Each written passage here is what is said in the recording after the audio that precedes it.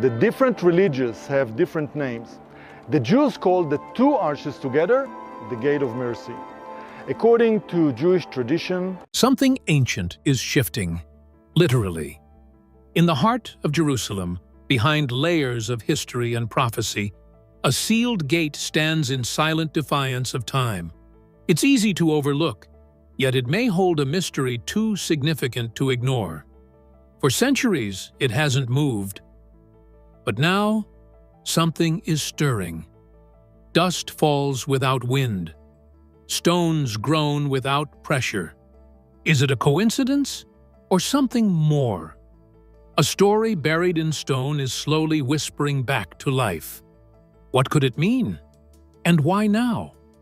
As watchers take notice and questions mount, one gate may be drawing the world's eyes toward an even greater return. Significance of the Eastern Gate. The Eastern Gate, also known as the Golden Gate or the Gate of Mercy, is one of the most spiritually significant locations in Jerusalem's old city wall. Situated on the eastern side facing the Mount of Olives, it has been sealed shut for nearly 500 years.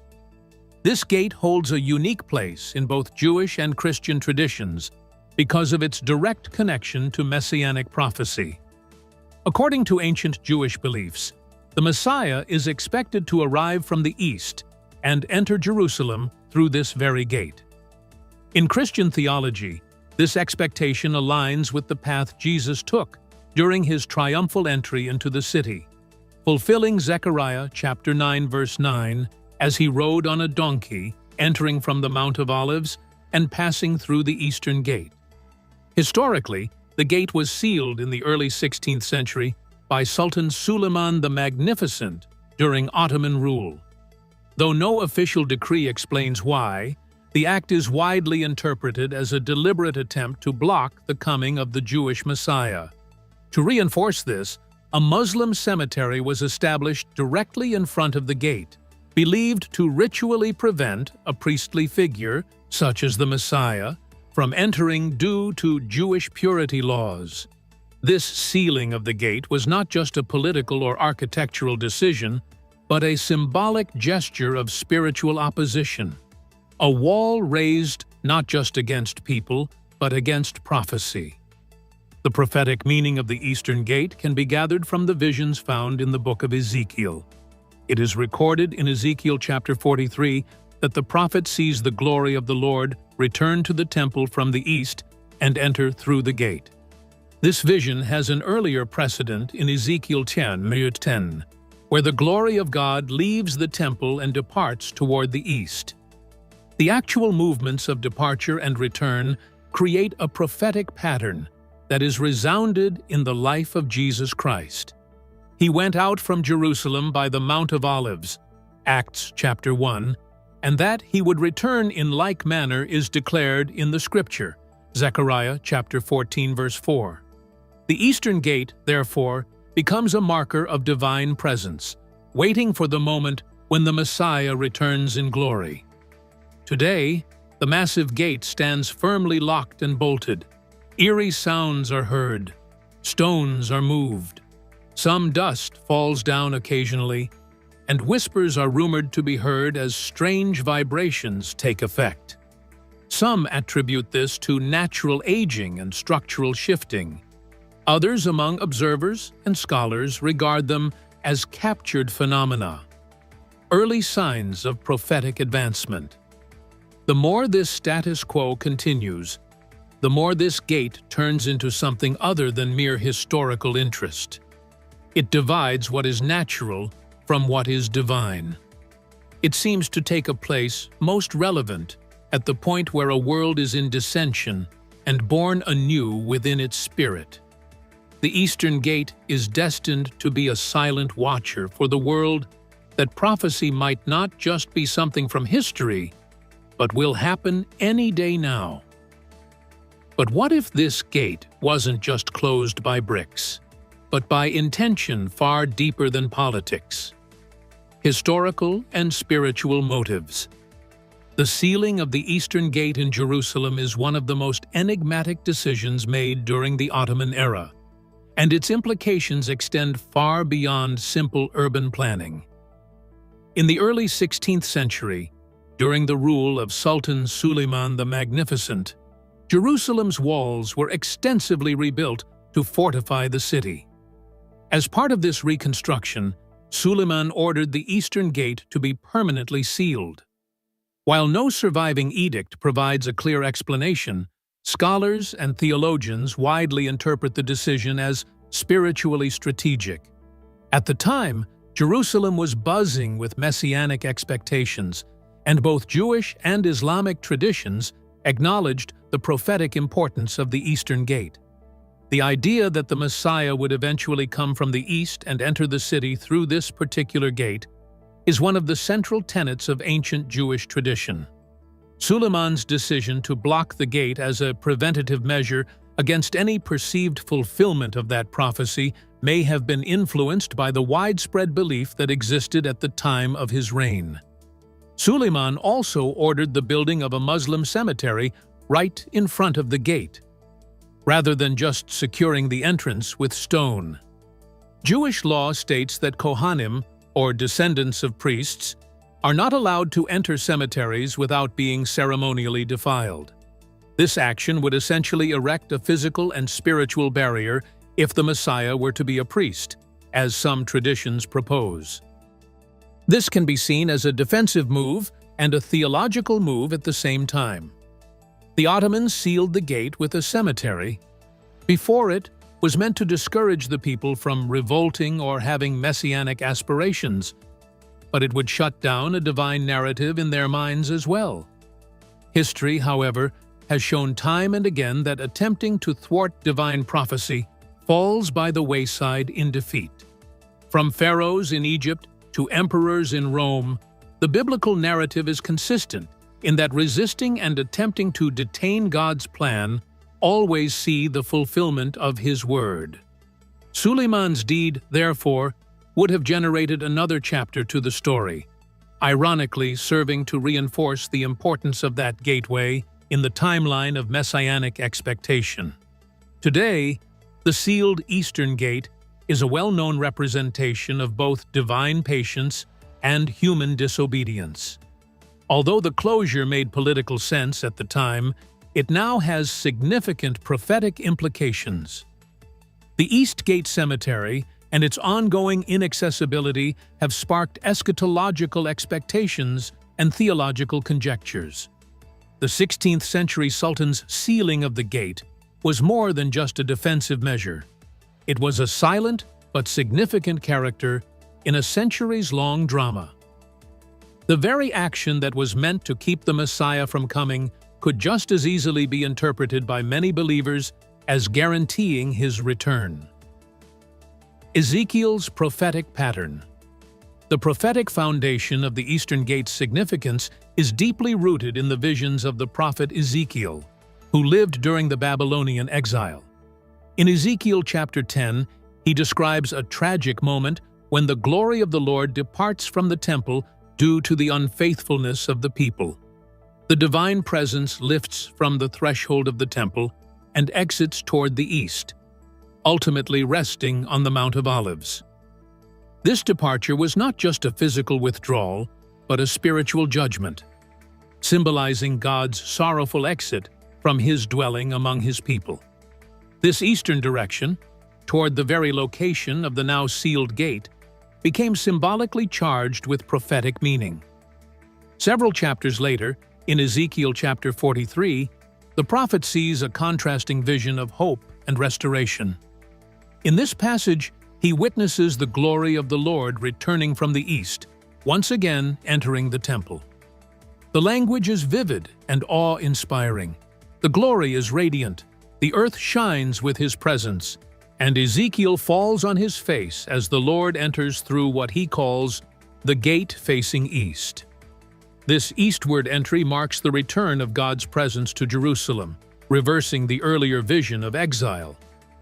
It sets a divine pattern, departure and return, that echoes throughout Scripture and serves as a template for messianic expectation. The Messiah's future arrival has been long associated by Jewish and Christian interpreters alike with Ezekiel's vision. According to the Jewish concept, the Messiah would come in through the east, heralding the divine presence and administration of God to the city of Jerusalem. The Christian faith interprets this prophecy in part through the Lord's entrance into the city from the east. Jesus crossed the Mount of Olives and entered the temple area through what is believed to be the eastern gate. However, it holds that the total fulfillment of Ezekiel's vision must await the second coming of Christ, when he shall return from the east and restore divine order foretold in Ezekiel and sanctioned in Acts chapter 1 and Zechariah chapter 14. Such a prophetic legacy has altered the eastern gate from a mere historical structure to a present symbol of divine movement and messianic hope. It is a silent testament to the visions of Ezekiel when it continues to stand, keeping an eye and waiting for the glory to enter through its arches once again. The same pattern is established in Ezekiel: presence, denial, and return, which believers take as the basic model of the timeline toward redemption. Modern times begin to rumble with hints of movement and transformation at this gate, and yet the vision fostered by Ezekiel remains a central mooring for interpreting what may be developing before our very eyes. Jesus' triumphal entry. Jesus' entry into Jerusalem shortly before his crucifixion is one of the most symbolically charged moments in the New Testament, fulfilling multiple layers of prophecy and aligning perfectly with the geography of the Holy City. According to the Gospels, particularly in Matthew chapter 21 and Luke chapter 19, Jesus approached Jerusalem from the east, descending from the Mount of Olives and crossing the Kidron Valley. This route would have led him directly to the Eastern Gate, also known as the Golden Gate or the Gate of Mercy, one of the principal entrances into the temple area at the time. His deliberate choice to ride on a donkey fulfilled the messianic prophecy of Zechariah chapter 9, verse 9. "Rejoice greatly, O daughter of Zion! Behold, your king is coming to you. Righteous and having salvation is he, humble and mounted on a donkey." This act was not incidental. Every aspect of Jesus' journey was rich with prophetic symbolism. By riding a donkey instead of a war horse, he signaled that his kingdom was not of earthly conquest, but of peace and salvation. The crowds understood this moment's significance, shouting, "Hosanna!" and laying palm branches on the road, a clear acknowledgement of him as the anticipated Messiah.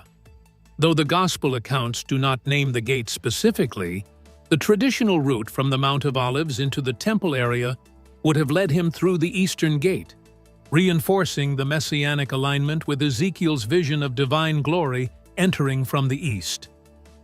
There is some irony in that this victory served in part to fulfill and in another part to foreshadow. The king would be received, and his purpose would not be for political conquest, but spiritual redemption. After his resurrection, Acts 1 records that Jesus ascended into heaven from the Mount of Olives, the same place from which he had entered Jerusalem days earlier. This departure stands in contrast to Ezekiel's vision of the glory of God departing from the temple to the east, thereby signaling a future return from the east.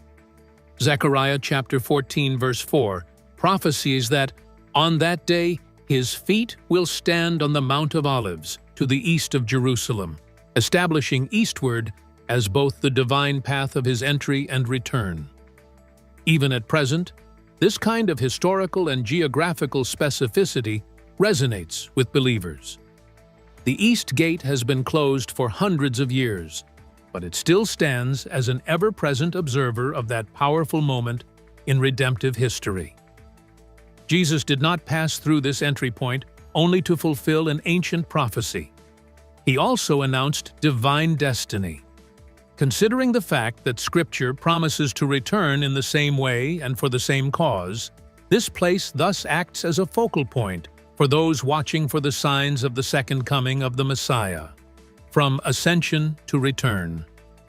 The Mount of Olives plays a central role in both the conclusion of Jesus' earthly ministry and the prophetic narrative of his promised return. Located directly east of Jerusalem, facing the sealed eastern gate, this mountain has long held spiritual significance in both Jewish and Christian traditions. According to Acts chapter 1, verses 9 to 12, after his resurrection, Jesus ascended into heaven from the Mount of Olives, while his disciples watched in awe. Two angels appeared immediately afterward, assuring them that this same Jesus, who has been taken from you into heaven, will come back in the same way you have seen him go into heaven. This moment established a prophetic trajectory, eastward from the Mount of Olives toward Jerusalem, linking the physical geography to divine promise. This trajectory mirrors the prophetic vision recorded centuries earlier by Ezekiel. In Ezekiel chapter 10, the prophet describes the glory of God departing from the temple and resting on the Mount of Olives, symbolizing a divine withdrawal due to the people's unfaithfulness. Later, in Ezekiel chapter 43, he sees the glory of the Lord returning from the east, re-entering the temple through the eastern gate. The symmetry of departure and return, both involving the Mount of Olives and the eastern approach, underscores a divine pattern that is intentionally echoed in the life of Jesus. His ascension marked the end of one phase of redemptive history, but the direction of his return, back from the east, remains prophetically aligned with these ancient visions. To the contrary, Zechariah chapter 14 verse 4 presents this pattern with striking clarity. On that day his feet will stand on the Mount of Olives, east of Jerusalem. This passage is not figurative, but locates the vital second coming of Christ at a specific physical site on earth from which he ascended. Thus, from a biblical perspective, the Mount of Olives is not just an incidental backdrop, but an axis for spirituality. It is aligned with the eastern gate across the Kidron Valley and is a straight path that Jesus walked on his triumphal entry and is prophesied to be taken on his return. The very precise prophetic nature gives the geography of Jerusalem an almost living reality that is pregnant with expectation. Today's Mount of Olives has a depth of expectation in its spirituality, deep enough to entice pilgrims, scholars, and prophecy watchers to it for comprehension of its sacred weight. The eastern gate, sealed and held fast in view of the mount, now serves as a lock waiting for its turn at opening. The thread is not one of vague hope, running from the ascension of Jesus as related to his prophesied return, though. It is woven throughout Scripture, from the visions of Ezekiel to the words of angels in Acts. As prophecy waits in silence, unexpected signs are quietly breaking through. Modern stirring. In recent years, both pilgrims and tour guides have reported subtle yet intriguing physical phenomena around the sealed eastern gate. Visitors describe seeing fine dust slowly falling from the filled-in archways, even when no wind or human disturbance is nearby. Alongside this, there are accounts of slight misalignment in the stones, visible as hairline cracks or gaps that weren't noticeable before. These observations come from a blend of personal testimonies and informal observations, often attributed to natural aging or seismic shifts in Jerusalem's foundational layers. Still, they resonate deeply with believers who interpret them as signs of prophetic significance tied to the gate's sacred role. More compelling are the reports of audible groans and low-frequency vibrations emanating from behind the wall. Some local guides and night watchers speak of hearing faint, almost imperceptible moans or rattles, mechanical sounding yet defying obvious explanation. One Facebook user remarked that people have been reporting strange vibrations beneath the ground, as if the very stones are groaning in anticipation. Engineers who have inspected the area acknowledge slight shifts in the masonry, but often explain them away as normal structural stress, given the gate's multi-century longevity. Yet the convergence of sound, movement, and dust remains intriguing. Doubt throws mundane sources to earn assent. The old city walls of Jerusalem slow down in eroding, thermally expand, and micro-settle over a period of time, in an area more than earthquake active. Earthquakes and daily thermal changes can cause the occasional settling or fracturing of stones. Jerusalem Post-News of 2022, however, warned that dusty accumulations could also be misinterpreted, mostly by seasonal winds depositing fine particle dust on the buildings of the city. Still, attuned souls prefer to look at these idle stirrings as more than just the inevitable wear and tear, perhaps the unmistakable breath of a spirit-waiting promise. Whether these disturbances are the result of ordinary structural processes, something more profound, the condition of the Eastern Gate has commanded global attention. Prophetic by the biblical specialists Ezekiel, Zechariah, and Acts, watchers now habitually scan the gate for signs of movement. Noticing the geopolitics of the day and spiritual renewal, even the slightest rumble or dust mote soon comes under deep scrutiny as though it were significant. Where heaven touches stone. In biblical theology, the physical and spiritual realms are deeply interconnected, with visible events often acting as mirrors of unseen realities. Hebrews chapter 11 verse 3 affirms this connection, stating, "By faith we understand that the universe was formed at God's command, so that what is seen was not made out of what was visible." This foundational truth suggests that material structures, especially those ordained or touched by divine purpose, can carry spiritual weight. The Eastern Gate, therefore, is more than just ancient stone and mortar. It is seen by many as a prophetic symbol, a spiritual threshold where heaven intersects with earth, waiting for a divine moment to be fulfilled. The sealed gate holds an atmosphere that many pilgrims describe as tangibly different from the rest of Jerusalem. While the Western Wall hums with prayer and the city bustles with life, the Eastern Gate is marked by an almost eerie silence, an emptiness that feels intentional. Watchers and visitors often report a sense of anticipation, as if something is being held back just behind the stone. These reactions echo biblical moments when God chose to speak not in thunder or fire, but in the still small voice, as with Elijah on Mount Horeb, 1 Kings chapter 19. Such subtlety reflects a consistent divine pattern. God moves not always with spectacle, but often with silence that speaks louder than words. The concept is woven throughout Scripture. Divine encounters often arise in familiar settings that have become holy ground by the presence of God. An example would be a burning bush in the wilderness or a manger in Bethlehem. The Eastern Gate fits this scheme. To one who observes it very closely, it is not a passive gate, quite the opposite. It is charged with meaning, almost just as a visible point where prophetic destiny hovers. The very fact that it is sealed enhances the symbolism, an avenue closed intentionally, awaiting its appropriate time, to be opened not by human thought, but by the very command of heaven itself. This act will not only denote a physical opening when it occurs, it will mean the crossing over point between eternal intention and earthly time. In this respect, the Eastern Gate serves as a sign of both hope and tension. For the believers, it reminds them that not every fulfillment comes with an ostentatious show hall. Many a time, prophecy is claimed within whispers, within dust falling out of stone, or a tremor no one notices. The gate then serves as a very physical echo of a much larger spiritual promise.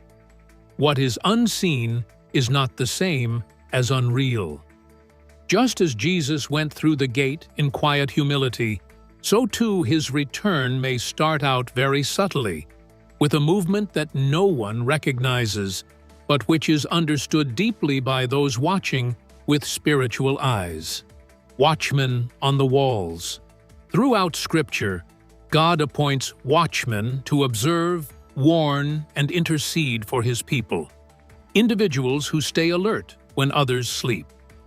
Isaiah chapter 62 verse 6 captures this calling. I have posted watchmen on your walls, Jerusalem. They will never be silent day or night. These watchmen aren't just ancient figures, but have a spiritual counterpart today. Believers attuned to prophetic movements, discerning the times, and paying attention to subtle signs that others might ignore. In the context of the Eastern Gate and Jerusalem's unfolding role in biblical prophecy, many modern-day watchers feel a strong call to remain vigilant, not out of fear or obsession, but out of reverent expectation. According to Acts chapter 1 verse 11, after Jesus' ascension from the Mount of Olives, 2 angels appeared and told the disciples, "This same Jesus will come back in the same way you have seen him go into heaven."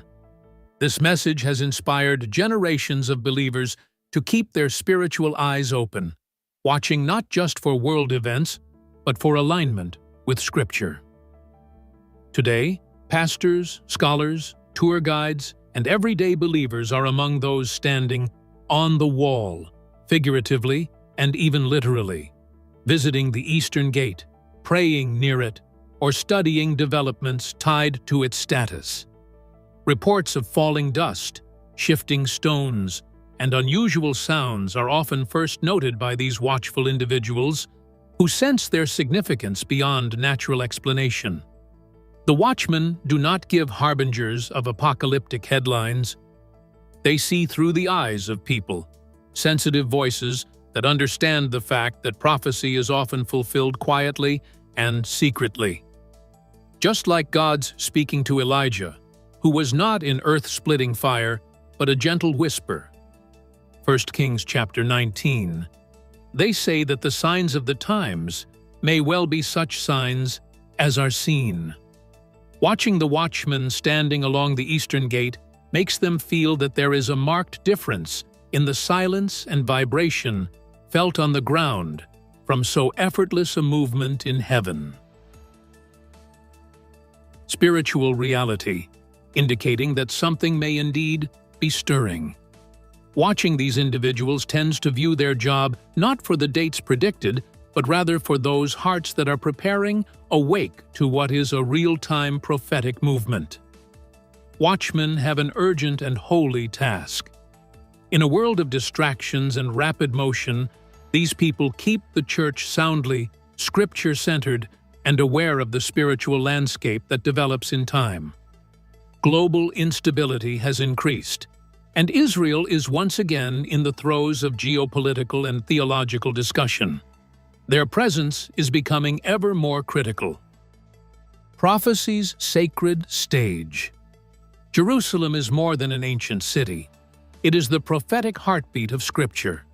From the moment God called Abraham to offer Isaac on Mount Moriah, Genesis chapter 22, a location many believe lies within present-day Jerusalem, the city has been set apart for divine purposes.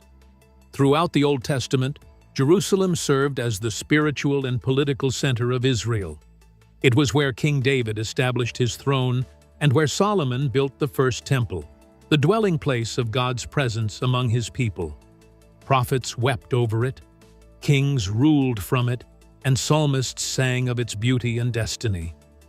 No other city in Scripture receives such repeated focus, mentioned over 800 times in the Bible. In the life of Jesus, Jerusalem is once again central. It was the destination of his final journey, the site of his crucifixion, resurrection, and ascension.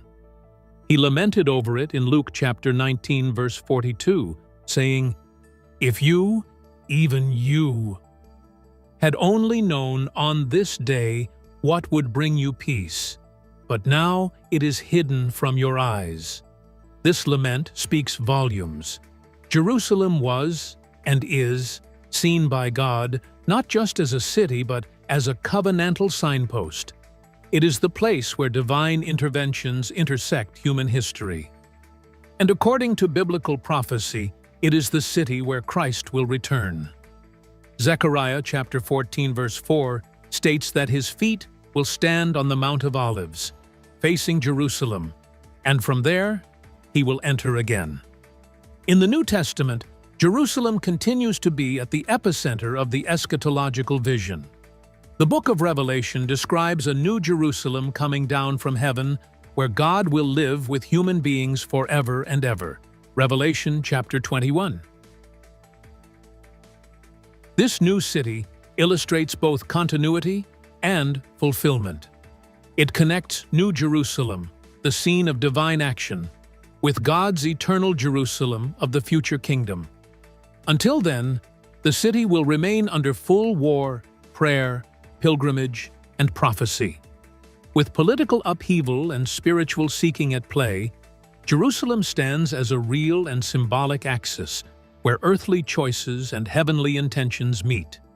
It is this eternal centrality that invites devotees in Psalm chapter 122 to pray for the peace of Jerusalem. It is not simply an appeal for intercession. It has also acknowledged that the city is unmatched in prophetic significance. The sealed eastern gate, the Mount of Olives, and the remains of the ancient temple assign Jerusalem more than historical importance. Rather, this city is the site of past redemptive acts and projections of future ones. While the city stands as prophecy's stage, another ancient symbol may be marking time in plain sight: fig tree and the final countdown. In Matthew chapter 24, verses 32 to 33, Jesus tells a parable that has long intrigued scholars and prophecy watchers. "Now learn this lesson from the fig tree. As soon as its twigs get tender and its leaves come out, you know that summer is near. So also, when you see all these things, you know that it is near, right at the door." Most biblical interpreters agree that the fig tree is symbolic of Israel, and this parable is understood to point to a significant prophetic sign: the rebirth of the nation of Israel. After nearly 2,000 years of exile, Israel's miraculous restoration in 1948 is viewed by many as the budding of the fig tree, the beginning of the final countdown in God's prophetic timeline. The rebirth of Israel is not just a political or historical milestone. It is seen by many as a fulfillment of ancient prophecy. Isaiah chapter 66 verse 8 marvels, "Can a nation be born in a day?" A rhetorical question that seems to point directly to what occurred on May 14, 1948. This unprecedented event is viewed as a marker that the season of Christ's return has begun. From this moment, prophecy watchers began to see other signs intensify: global unrest, spiritual decline, and increasing natural disasters, all aligning with Jesus' warnings in Matthew 24. And nestled quietly among these signs is the sealed eastern gate, long dormant, yet increasingly drawing attention due to reports of physical disturbance and spiritual significance. When the words of Jesus were considering the eastern gate, then, "at the door," takes on a formidable relevance. If the gate represents a literal entrance for the Messiah's anticipated return, "at the door" may well be taken not merely as a metaphorical time marker, but as a reference to the physical location where the prophetic fulfillment will actually be realized. Since the rebirth of Israel, prophetic timing has seemed to undergo an incredible alignment. Sealed up since the 16th century, the gate has come to symbolize divine expectancy, its immovable stones said to be shifting, groaning, and shedding dust as though preparing for something.